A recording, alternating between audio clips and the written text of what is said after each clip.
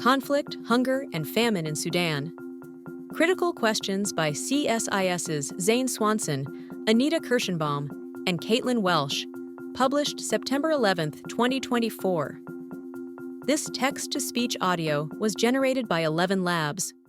In April 2023, fighting between the Sudanese Armed Forces and the paramilitary Rapid Support Forces spread into a deadly civil war across Sudan. Now, 16 months since the onset of the conflict, extreme violence and restrictions to the flow of humanitarian aid have led to widespread acute food insecurity and the worst internal displacement crisis in the world. In July 2024, a judgment by the Famine Review Committee, FRC, confirmed the plausible presence of famine conditions in the Zamzam Internally Displaced Persons, IDP, camp located in the state of North Darfur.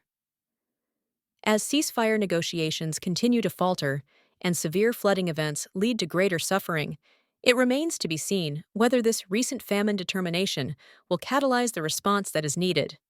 Q1. How was famine determined, and why hasn't it been formally declared? A1. The confirmation of famine by the FRC is the first since the 2020 designation in South Sudan. However, it is not a formal declaration, which must come from an independent state or international body, like the United Nations. The Sudanese government has thus far denied the existence of famine in the Zamzam IDP camp, and the United Nations has declined to supersede that decision with its own famine declaration. The FRC, a team of UN-supported international food security and nutrition experts assembled to assess official speculation of famine, confirmed that famine conditions were present in the Zamzam IDP camp based on analyses produced by both the Famine Early Warning Systems Network, FuseNet, and the Integrated Food Security Phase Classification, IPC, Sudan Technical Working Group. The process of famine, IPC Phase 5, classification is a technical one, determined at a regional level when the following three thresholds are met or surpassed. Q1. At least 20% of households experience an extreme lack of food. 2. At least 30% of children suffer from acute malnutrition. And 3. There is a malnutrition-related death rate of at least 2 people or 4 children per 10,000 people each day. In this case, however, the FRC was able to affirm the likelihood of famine in the Zamzam IDP camp, despite a dearth of recent quantitative food insecurity data. Utilizing information gathered earlier this year, the FRC considered worsening local conditions and historical temporal patterns of limited food availability in the region. Data collected by Médecins Sans Frontières, for example, suggests that the famine threshold for acute malnutrition among young children may have been surpassed as early as January. Q2. How did famine emerge in Sudan, and what are the conditions now? A2. Conflict and a near-complete lack of humanitarian access are the primary drivers of famine in North Darfur and acute food insecurity across Sudan. More than half of the Sudanese population, 25.6 million people, are facing acute food insecurity at IPC Phase 3, crisis levels or greater. While the civil war in Sudan began in the capital of Khartoum, violence quickly spread across the country. As of July 2024, nearly 19,000 people have been killed, while around 33,000 people have been injured in the fighting, and the number of people displaced or in need of critical humanitarian assistance is in the tens of millions. The current status of famine in Sudan applies specifically to the conditions in the Zamzam IDP camp located in the Al-Fasher region of North Darfur in western Sudan. While, at present, the FRC's judgment does not extend beyond the Zamzam IDP camp, the FRC has also determined that famine may be ongoing in 2 nearby IDP camps, Abu Shuk and Al-Salam, as well. Additionally, the FRC and FuseNet do not preclude the possibility that famine is present across other areas of Sudan, with at least 13 regions likely experiencing similar conditions. The precise population of the Zamzam IDP camp is difficult to determine, but it is currently estimated to be between 500,000 and 800,000 people, about double its population size in April 2024. The rapid population growth of the Zamzam camp is met with already extremely limited humanitarian access, the confluence of which has generated extreme levels of food insecurity and malnutrition.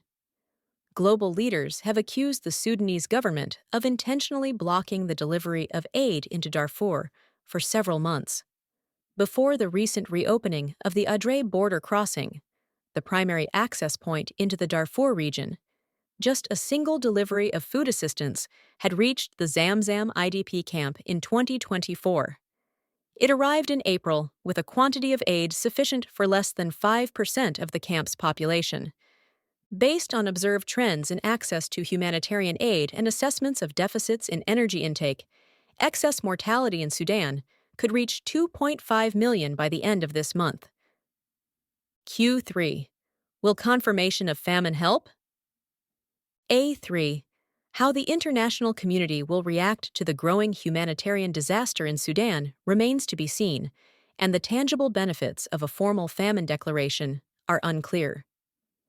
At the time of writing, the funding goal to support the 2024 Humanitarian Response Plan in Sudan, outlined by the UN Office for the Coordination of Humanitarian Affairs, remains only 41% fulfilled, leaving a gap of almost 1.6 billion. While many experts suggest that the high thresholds and strict procedures for famine declarations delay vital food aid, there is little evidence supporting a significant relationship between famine declarations and the flow of international funding. Additionally, government resistance often hinders the famine declaration itself, eschewing international cooperation and delaying the delivery of life-saving aid. Despite the limitations of the famine declaration system, famine warnings and confirmations can serve an important strategic purpose. The threat of increased global scrutiny after a famine declaration can move governments and decision-makers to action. This is particularly the case when famine results from human-caused conditions of violent conflict. Earlier this year, growing evidence for the risk of imminent famine in Gaza was mirrored by mounting pressure on the Israeli government by U.S. and international officials. While a causal relationship cannot be drawn at this time, the reopening of the Adre border crossing comes just 2 weeks after the publication of the FRC's confirmation of famine conditions. Little will change without sustained attention that continues well after famine has been confirmed, however.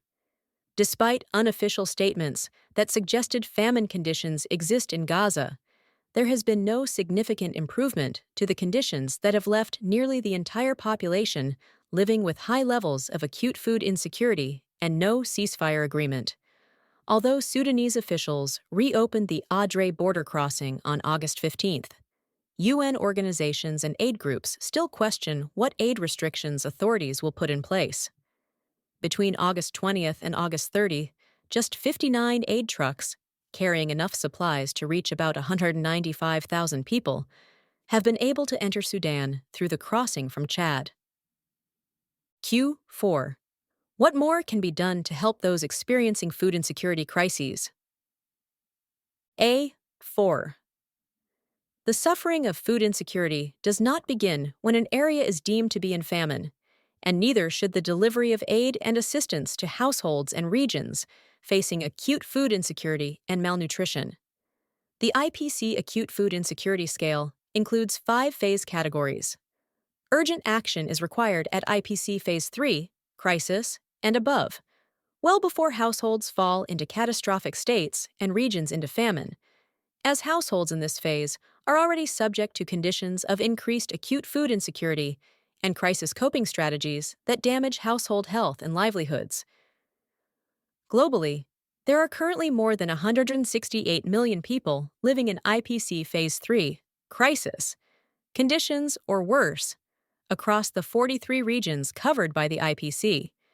It should be remembered that assessments of food insecurity and subsequent famine determinations are, by their nature, retrospective, building upon weeks and months of careful data collection and subsequent analyses. The confirmation of famine in the Zamzam IDP camp, for example, came months after FuseNet reported initial warnings of credible famine risk in March 2024, with a reiterated warning published 2 months later in May.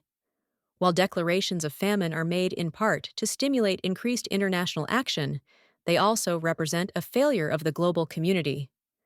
The prevention of such conditions is at all times the goal of international food security monitoring systems like the FuseNet and the IPC. It is therefore the responsibility of governments, international aid agencies, and non-governmental organizations to prioritize preventative action to stop the escalation of hunger before the next famine emerges. For more analysis, visit csis.org.